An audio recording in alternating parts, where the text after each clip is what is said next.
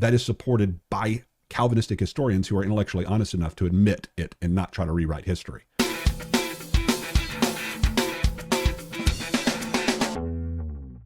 Is it seems to me that Flowers denies the doctrine of original sin.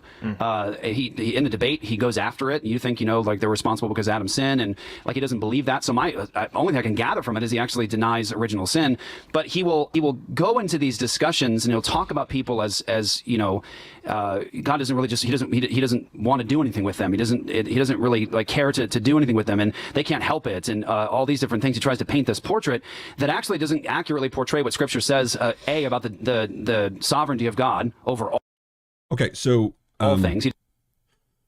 So one, can they help it? Can a reprobate help it on Calvinism? No, he's born that way. He's born either elect or reprobate. Can he help it? No, that's just a truism of your system. And so to say that that's a misrepresentation of your system is false. Now, you can argue that, yes, it's true that they're born that way and they can't help it, but God's still just in some mysterious way, like John Calvin says, when he basically says, I've meditated on these things so long, I'm not afraid to confess ignorance as to why God is not the one who's implicated in the fault of man and sin. And so you could just come out and just say, yeah, it's true, they can't help it. They don't have anything ultimately to do with the fact that they're in that condition. But it's still just the way that it is because that's what the Bible says, and who are you, O man, to question God? That would be a consistent Calvinistic response to that argument. Saying that I'm just misrepresenting you, and that's not true, and you're misrepresenting the Scriptures, all those kinds of things, when I just stated a truism of your view, just shows that you're not engaging with the actual point of contention. Now, he did mention original sin again. And this is where I think got me blocked on Twitter because I played that little clip where he says that I don't believe in original sin. And again, that's like saying Leighton hates the doctrine of election, or like you hear Dr. White say, Leighton hates God's decrees. You'll hear that kind of accusation, which again, these are consistently being corrected all the time. I've corrected Dr. White, I've corrected Jeff Durbin about those things because those of us on this side of the theological aisle do not hate God's decrees. We do not hate the doctrine of election or the doctrine of predestination. We do not hate the doctrine of original sin. We have a differing doctrine than they do. We interpret things differently than they do, okay? As has been the case throughout all of Christian history. I'm going to put this on the stage so that you can see it. This is the Christian Theology, Biblical Historical Systematic by Dr. Harwood that we've mentioned before. And he walks through this issue and lays out a very, very strong historical case as to the differing views with regard to the interpretation of Romans chapter 5, okay? And many of you may not be aware of what is called conditional imputation. What does that mean? That the imputation of the guilt of Adam is conditional upon you sinning. And the imputation of Christ's righteousness is conditional upon you believing. Okay? That's conditional imputation, excuse me. Calvinists change the two. You're conditionally, I would say, I guess both are unconditional in a sense because everybody unilaterally, you could say conditionally on the fact that they're born under Adam or whatever. But basically, everyone is born imputed with guilt, but only the elect are imputed with righteousness, okay? So they're unconditionally imputed with righteousness. Everyone's condemned from birth for something they have no control over, and unless they were picked before they were born, and unconditionally imputed with the righteousness of Christ. Or we would just say both of them are conditional imputations. Conditioned upon you sinning. So when you reach an age of accountability, age of culpability, or age of responsibility, whatever you want to call it, which we have an article on there at Soteriology 101, citing the many verses that actually support this doctrine, and even cite from MacArthur and Piper and other Calvinists who tend to agree with us or more side with us with regard to these particular perspectives. And so this conditional imputation is conditioned upon the fact that you sin and reject God and you turn your back on him, then that is conditional imputation of the guilt and the fall of Adam. So you're under the consequences of the fall from birth, but you're not guilty personally for anything but your own sin. And that's based upon the Bible. Because as Ezekiel 18:20 says, you're not held responsible for the sins of your parents. You're held responsible for your own sins. And as is repeated many times throughout scriptures about how you will be judged for what you do and what you believe and what you say. Even John 12, Jesus said, I didn't come to condemn the world. I came to save it. What's going to judge you on the final day? What you do with my words. That's what's going to judge you. Notice he didn't say Adam's sin's going to judge you. How many times you sin compared to your neighbor, that's going to judge you. No, what you do with my words, that is what will judge you on the final day. It's what Paul talked about. He says that they perish because they refuse to love the truth so as to be saved. So he didn't say they perish because they were reprobated, because God did. No, he says they perish because they refuse the truth, which implies they could have accepted the truth so as to be saved. And so their condemnation is deserved because they freely chose to reject the offer of God's love and provision for them. And so this conditional imputation view is something that's widely accepted, but it's been virtually ignored by many systematic theologians because many of the systematic theologians, whether you like it or not, lean more Calvinistically. And so many of them don't give a full representation of the historical development of these doctrines. And so you got men like, for example, Millard Erickson, who's a well-respected, reformed-leaning theologian. And yet he talks about this conditional imputation. And I'm just kind of going through this. I'm not going to read all of it. He says, he explains the Lord excludes from condemnation infants and those who never reach moral competency. In other words, a age of accountability kind of a view that he holds to here. And he goes on to give more of a defense, going through the scriptures that have to do with that. And you can pick up his book online. I got this one on Amazon and on Kindle, but so that I can put it up on the screen for you as well. Just as one must personally ratify the obedient act of Christ on the cross in order to be saved, one must personally ratify the disobedient work of Adam in the garden in order to be condemned. You see how that's perfect. It's symmetry. Calvinists love symmetry. Calvinists love when things balance and are perfect. Well, this is a perfect balance of a reading of Romans chapter 5. Just like you ratify through faith the imputation of Christ's righteousness, you ratify through your own rebellious sin, your cognizant ability to reject, which is, by the way, the Southern Baptist Convention, the largest Protestant denomination in the world. That's what the Baptist Faith and Message says. When they reach an age of accountability, it actually refers to when they reach a particular age, that they're actually corrupted when they sin at that time. So it aligns with the largest Protestant denomination in the world's own confession of faith. And it's taught throughout Christian history by well-respected scholars that I'm about to go through. And yet, Dr. White and his disciples that are represented by Jeff Durbin and others, the people who are following Jeff Durbin and James White, the people who are following that way of thinking from Apologia, they don't seem to even be aware that this line of history even exists. They just deny election. They just deny Romans chapter 5. They just don't believe it. They just cast it out of their Bible. They just mark it out. They just tear it out of their Bible. That's the best kind of arguments you're getting from the best of the best scholars from the Calvinistic side, at least the ones that are represented online that I'm engaging with. And so he goes on, he talks about inherited consequences. So are there consequences to the fall that affect all of us? Yes, they're inherited consequences. You're outside the garden. You're outside of fellowship with God. He goes on to say, this was the Christian position before Augustine and has been affirmed by many throughout the history of the church. Significant historical support is provided for this view because typically it is not represented as a viable option in most works of systematic theology. So he's acknowledging exactly what I'm saying. Most systematic theologies written today aren't really even going through a lot of this history because we tend to, as believers, to find people within the historical tradition that side with us. And we promote their positions. We promote their views. Well, Calvinists are a lot better at doing that than non-Calvinists. Let's just give them props where props are due. They're better at writing books and getting their message out than we are. And throughout history, whether you like it or not, they were kind of the theological bullies throughout history. They tended to burn at the stake the passive types of the Anabaptists and others that held to more of a free will theology. Like I say free will theology, you know what I'm talking about, more of a whosoever will, whatever you want to call it, provisionistic type theology. Those people tend to be more passive, nicer people.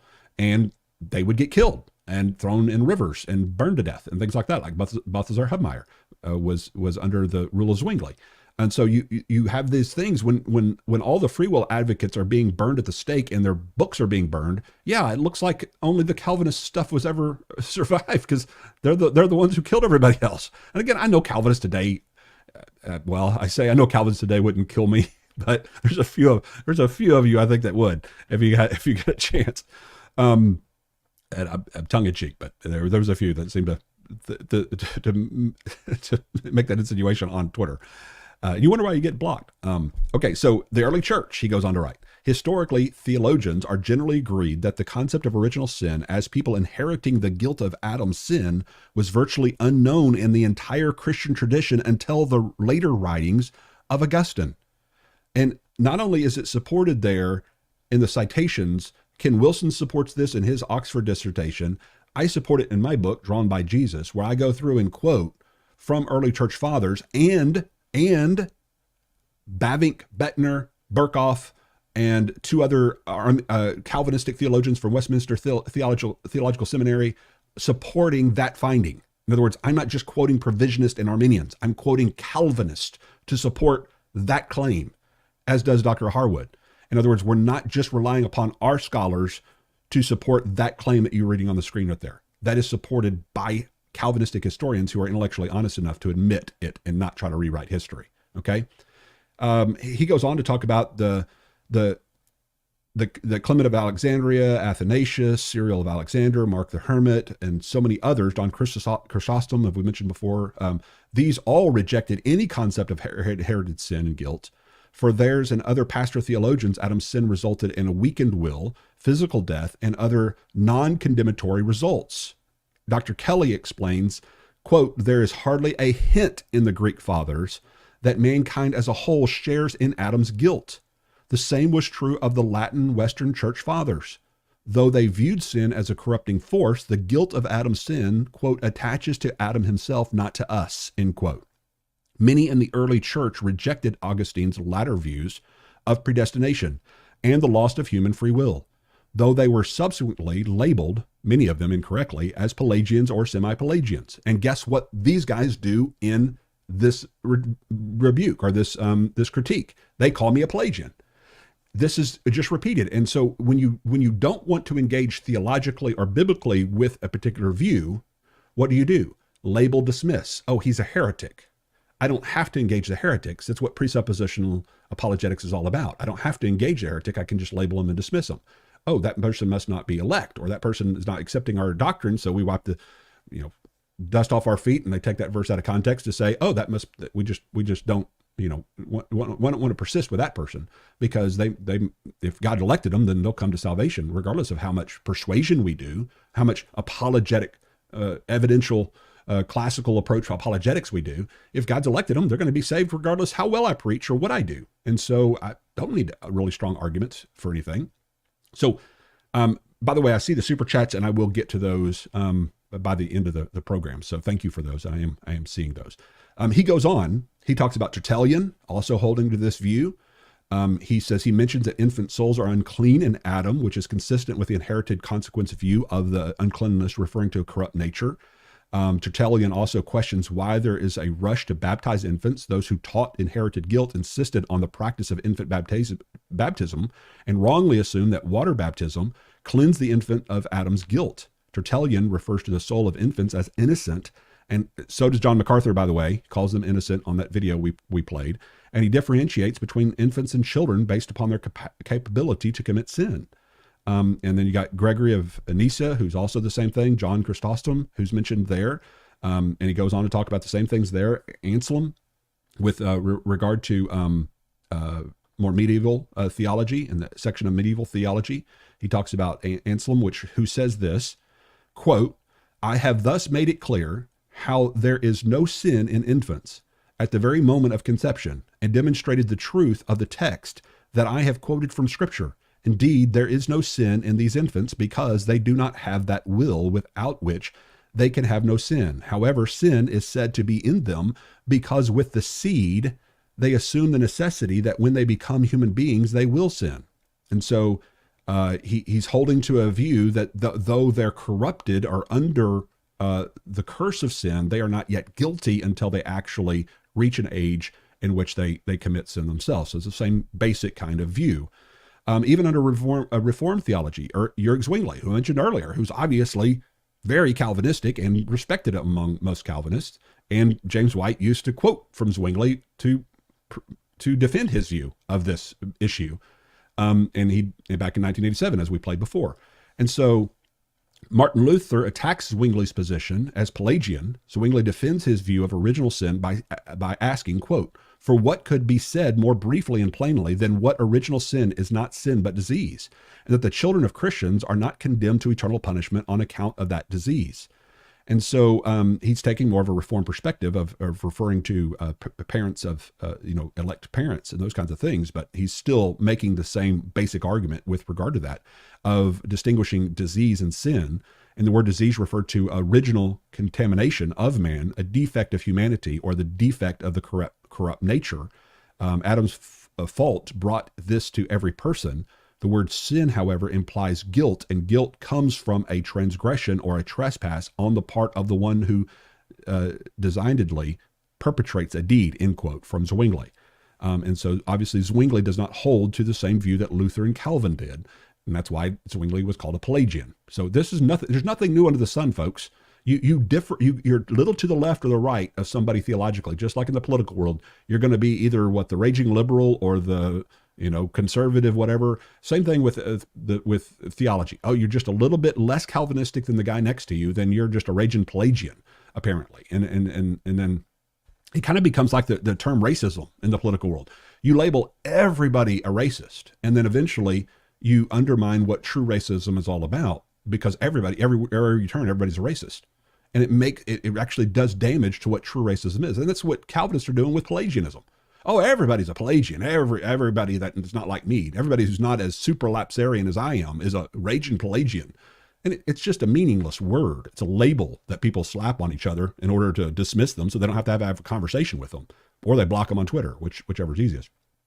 John Miley, also, those who know Methodist theology would recognize Miley's name, obviously. And then also from Baptist theology, John Smythe, one of the founders of the Baptist world, obviously an English General Baptist, John Smythe. E.Y. Mullins, I had his theology book going through when I went to school at Hardin-Simmons, along with W.T. Connors as well. Both of them rejected inherited guilt. In other words, the line of Baptist, many of the stalwarts of the Southern Baptist Convention today believe like I do. Okay. And yet these guys treat it as if this just, whoa, wow, Leighton's just far out there. No, I'm just the only one talking about it very loudly. This is not new, folks. Get out of your echo chambers. Read outside your echo chambers, because you have been duped to believe that your view of original sin is the only view of original sin. And it's just not true. He goes through, there's other, Billy Graham's on there. Primitive Baptist, he's mentioning all the true gospel faith refers to Adam breaking of law and declares death brought to himself and all his posterity, with no mention that his posterity inherits guilt. The New Hampshire Confession of 1833 declares all mankind are now sinners, not by constraint, but by choice. Again, he's going through Confessions of Faith. Highly recommend this book. If you have not picked it up yet, you need this book. Christian Theology. You're looking for systematic theology by somebody who's reasonable. He presents both sides, by the way. He presents all the different views. He presents the Calvinist arguments and their quotes because he's being reasonable. And sometimes the other side doesn't do that for us very well. Alvin Plantinga, you guys know him in Christian philosophy. He identifies with the view of Thomas Aquinas, and John Calvin writes, quote, "Unlike a sinful act I perform, original sin need not be thought of as something for which I am culpable. Original sin is not necessarily original guilt insofar as I am born in this predicament. My being in it is not within my control and not up to me," end quote. What else do you people need to hear? So I know I sound frustrated. This is the way I come across in the debate. When I sound frustrated, I'm like, come on, look at this. It's the big name dogs here that are saying this. Leighton's just popularizing the scholars here. I'm just letting you know what people are talking about. And that some Calvinists aren't even aware of it, apparently. Dr. Thomas McCall, Oliver Crisp, very reasonable Calvinistic Reformed guys. I could go on. It goes on and on and on talking about this, and he does a really good job of developing that. So I encourage you to go check that out.